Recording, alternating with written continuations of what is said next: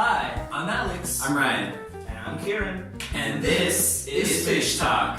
So today, we're going to be talking about a few different fish topics, as always, with our resident expert, Ryan Wood, and myself and Kieran of two pretty new hobbies. They're rising stars.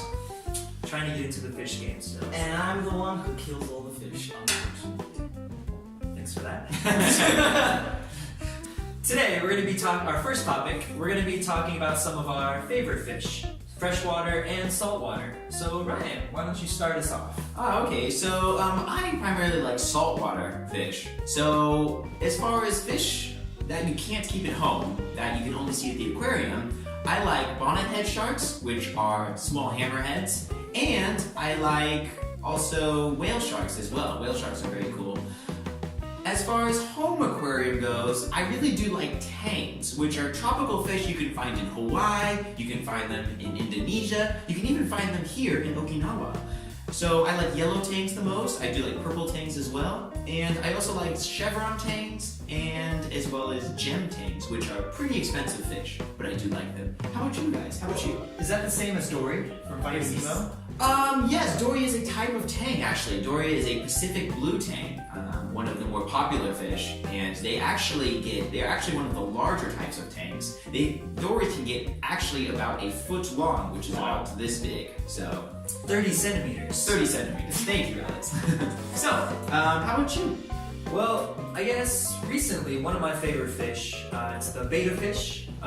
Maybe we talked about that a little before in our videos, but I really like those fish, the males and the females, because lots of them are very colorful. They do get a little aggressive, but I really enjoy watching them swim around, and they're very perceptive about their surroundings, and when you come into a room, they'll sometimes even come up to the glass to see you, and if you want to feed them, they'll get ready to go all the way up to the top and want to get food from your hand and things like that. There's lots of different types of betta fish for the tails and the colors.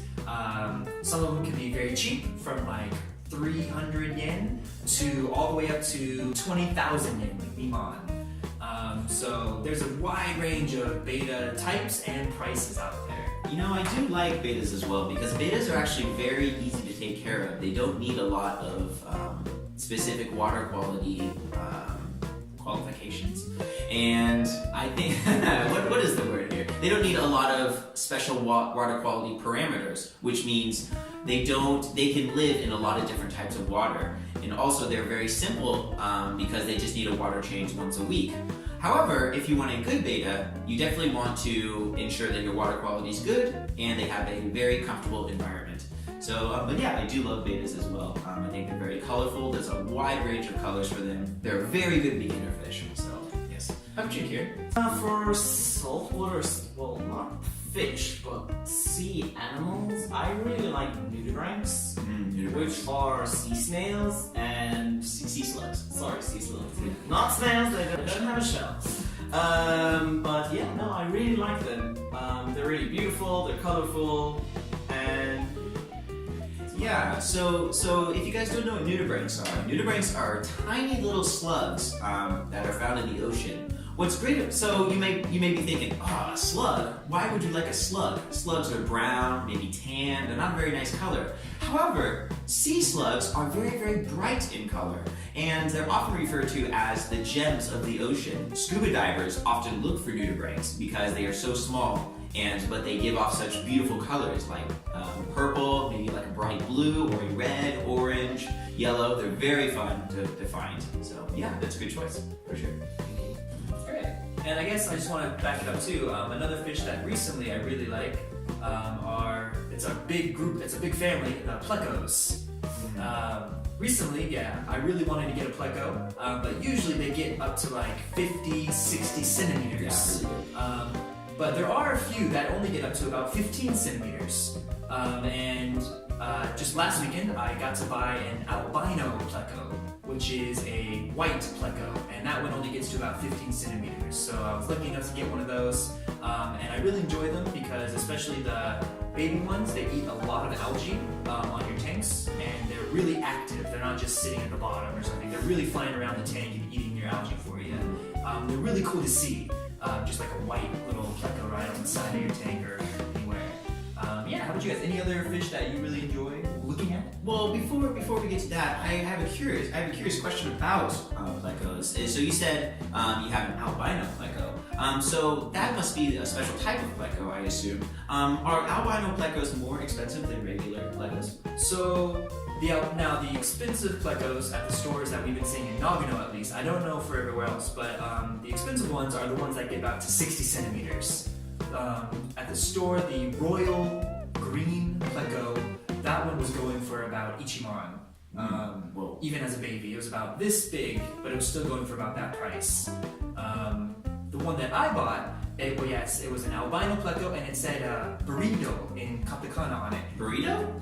Yeah, burrito, like a breed. Like Mexican food? No, not a burrito. Oh. I wish. But I didn't understand exactly what that meant, whether this was a specially bred one in captivity, so it's not caught in the wild, someone's breeding it.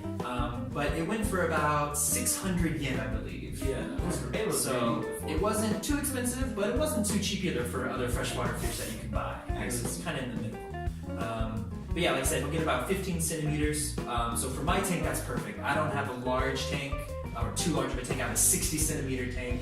So for right now, I can keep them in there, but I'll have to upgrade it eventually. Okay, nice. So you're going back to your question, where do you have any other fish that you appreciate in your tank? Again, I'm going to go back to saltwater, because saltwater is my specialty. I actually like these little fish called wrasse. They kind of look like little short sea snakes. However, they are fish. Don't get them confused with actual snakes. But they are small and they're very bright in color.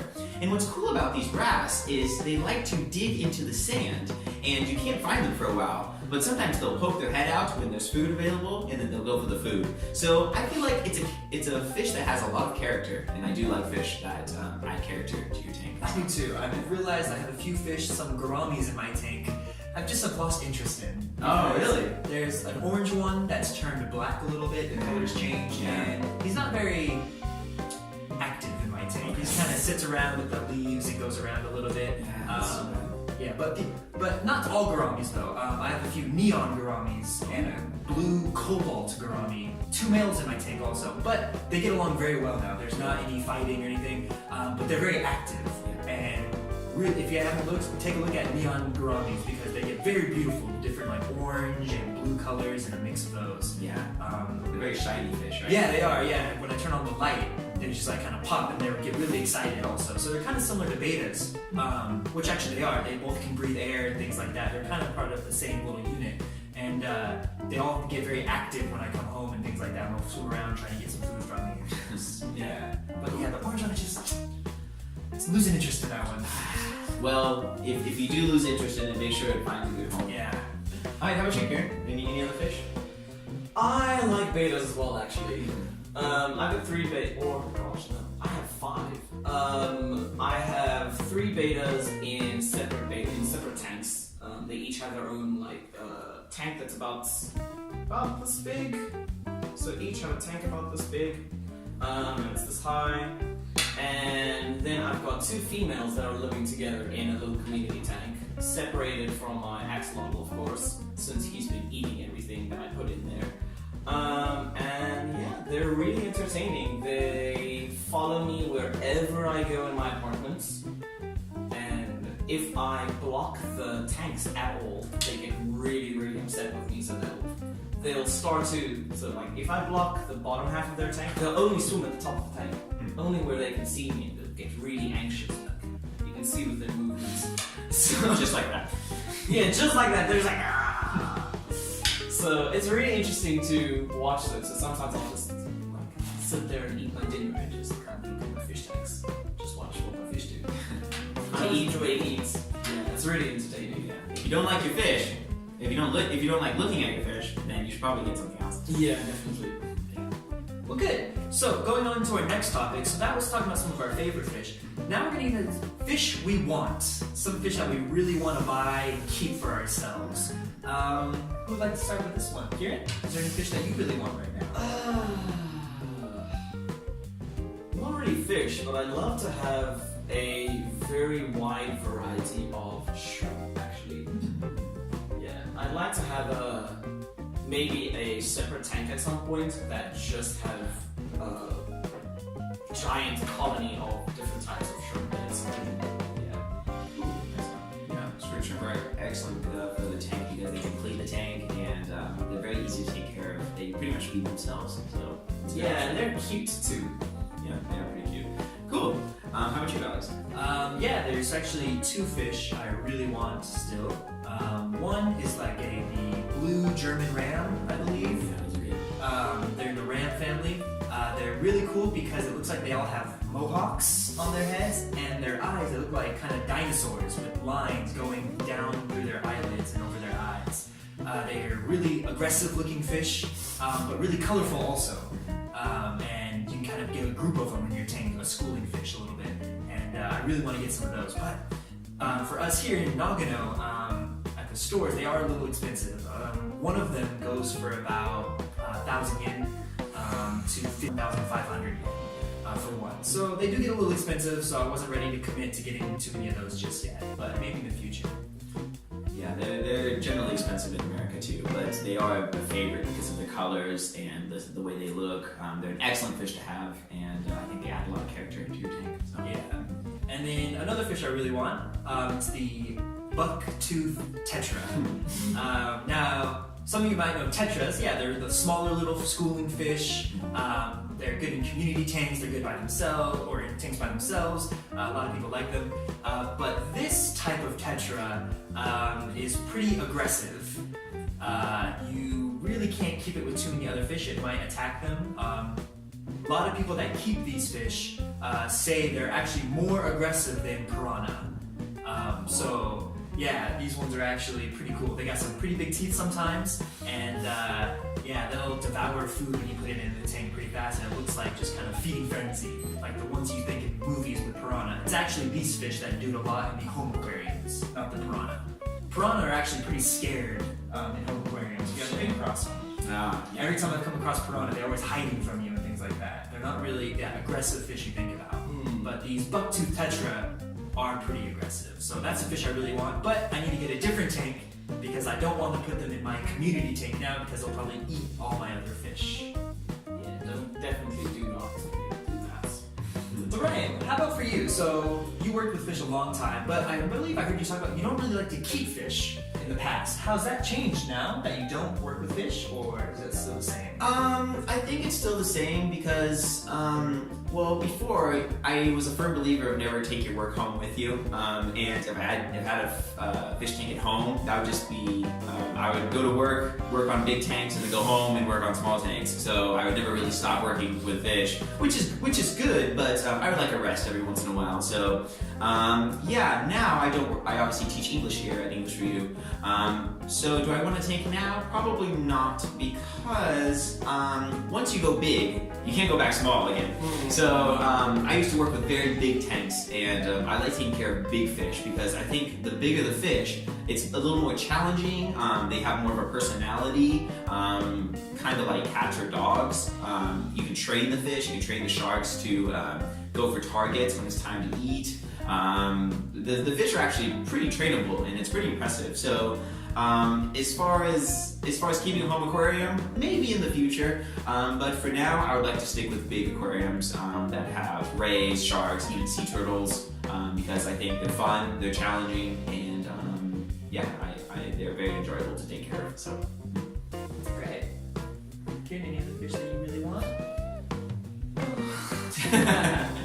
I like to have all of the fish in my tank get along well. That'd be nice. that's always a good thing. Make sure your fish don't kill each other. Talking about that, so earlier I kind of said it a little bit. I have a community tank.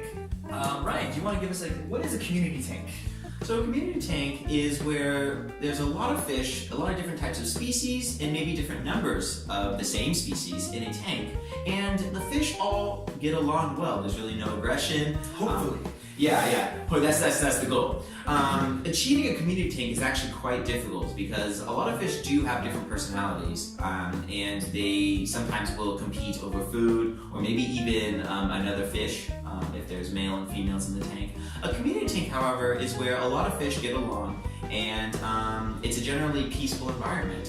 For example, Alex was talking about tetras. Not the buck-tooth tetras, but normal tetras are great community fish because one, they stick together, and two, they get along with other fish. So it's a very peaceful environment, and I always recommend tetras for somebody who wants to have a lot of fish in their tank that are generally peaceful fish. So.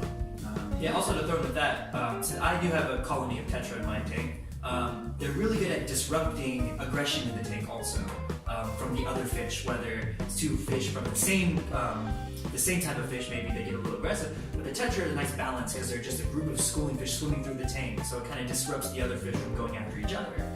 So to add on to his, yeah, they're really good in my community tank. It's definitely, and it's nice to have some neon tetra. They give some nice color actually. Even just a very cheap neon tetra, they turn really nice blue and have some red in them. Yeah. So yeah, even the cheap fish can have really beautiful colors. And it's not just like your bland blue. They're called neon tetras for a reason. Like their blue is actually very bright and vibrant, and it reflects light very well. So they actually are a very impressive fish for being such a small size. Yeah. Okay, how about so in your tank right now? So you said you have some different fish in there. What do you have in your tank now? At the moment, I've got an axolotl that's been separated from the other fish in my tank. He's been living with a cory, loaches, and betta fish, and some shrimp and a lot of snails. And with them, he had no problem, but I wanted to add some more fish into my tank, so I've kind of separated him from the other fish, so just so that the other fish can actually stay alive and not be eaten by him. So now I've got a Pleco, 3 algae eaters, 2 loaches, 3 different types of cories, and 2 bettas, 2 female bettas, and about 8 snails, and I don't know how many shrimp. So a lot of different stuff. A lot of different stuff, yeah, and they're all just getting along fine now. Cool. Yeah.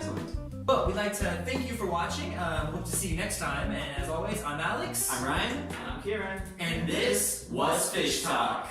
Thank You for watching our videos. please hit The like and subscribe button for more videos. Goodbye.